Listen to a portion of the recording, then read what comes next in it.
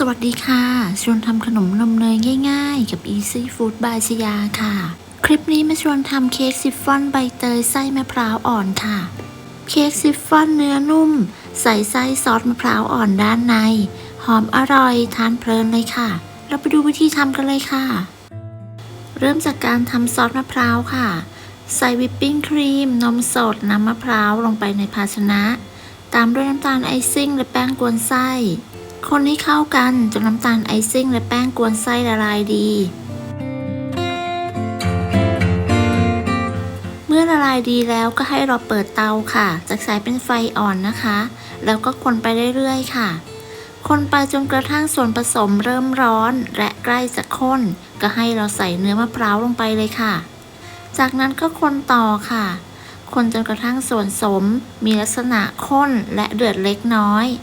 พอได้ประมาณนี้ก็ปิดไฟเลยค่ะจากนั้นยกลงจากเตาแล้วก็คนเพื่อระบายความร้อนแล้วก็พักเขาไว้ให้เย็นค่ะต่อไปเราก็มาเปิดเตาวอร์มไฟค่ะจะอบที่อุณหภูมิ150องศาก็จะวอร์มไฟไว้ที่160องศาเพื่อป้องกันไฟลดลงจากการที่เราเปิดปิดเตาค่ะ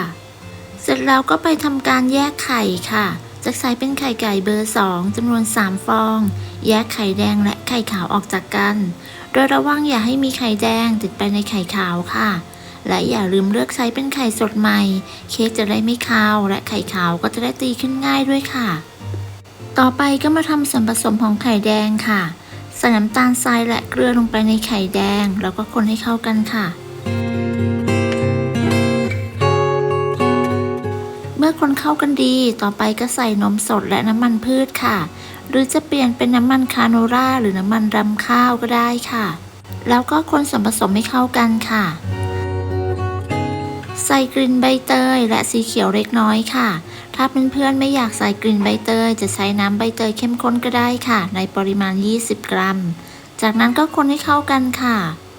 เมื่อคนเข้ากันดีต่อไปก็ร่อนแป้งเค้กและผงฟูลงไปในส่วนผสมค่ะ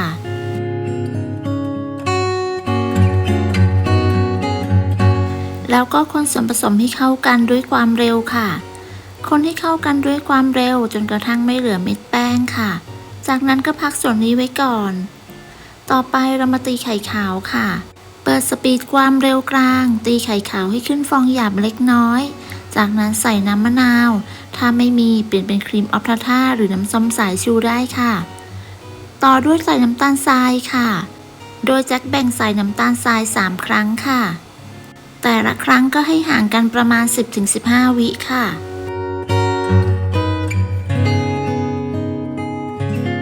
เมื่อใส่น้ำตาลทรายจนหมดเราก็ตีไข่ขาวต่อจนกระทั่งไข่ขาวมีลักษณะเป็นสีขาวนวลเป็นริบบอนตั้งยอดปานกลางจนเกือบแข็งประมาณนี้ก็ใช้ได้แล้วค่ะเสร็จเราก็ตีต่อด้วยความเร็วต่ำอีก30วิเพื่อตัดอากาศค่ะนำไข่ขาวที่ตีได้มาผสมกับส่วนผสมของไข่แดงค่ะจากแบ่งใส่มาผสม3รอบนะคะแต่ละรอบก็ให้คนตะล่อมด้วยความเบามือด้วยตะกร้อมือค่ะหรือถ้าใครถนัดใช้ไม้พายก็ตามที่ทุกคนสะดวกเลยค่ะ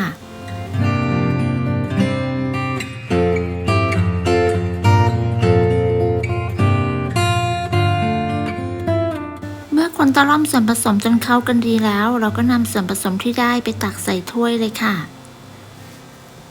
แจ็คใช้ถ้วยกระดาษจีบเบอร์3220ใส่ในถ้วยขันข้าวขนาด8เซนค่ะใช้สกู๊ปไอติมขนาด5เซนตักส่วนผสมลงไป1สกู๊ปค่ะแล้วก็เคาะเบาๆให้ครบทุกถ้วยจากนั้นตักซอสมะพร้าวอ่อนโดยใช้สกู๊ปตักไอติมขนาด 3.5 เซน1สกู๊ปตักลงไปใส่ลงไปตรงกลางค่ะจากนั้นตักส่วนผสมทับลงไปอีก1สกู๊ปค่ะโดยใช้สกู๊ปตักไอติมขนาด5เซนค่ะใส่จนกระทั่งครบทุกถ้วยค่ะสูตรนี้ทำได้ประมาณ14ถ้วยจะทำให้ดู12ถ้วยนะคะเมื่อครบแล้วก็วางเนื้อมะพร้าวด้านบนค่ะตกแต่งมากน้อยตามชอบเลยนะคะเสร็จแล้วก็นำเข้าอบได้เลยค่ะอบที่อุณหภูมิ150องศาไฟบนล่างไม่เปิดพัดลมจะวางไว้ชั้นล่างของเตาอบค่ะจะใช้เวลาอยู่ที่ประมาณ25นาทีทั้งนี้ขึ้นอยู่กับเตาอบของแต่ละท่านด้วยนะคะ เมื่อเค้กสุกแล้วเราก็นำออกจากเตาค่ะเคาะเบาๆเพื่อให้เค้กเซ็ตตัว จากนั้นจะนำออกจากพิมพ์ทันทีค่ะแล้วก็พักเขาไว้ให้เย็นเค้กชิฟฟ่อนใบเตยมะพร้าวอ่อนที่ได้มีความนุ่มแล้วก็หอมใบเตยค่ะ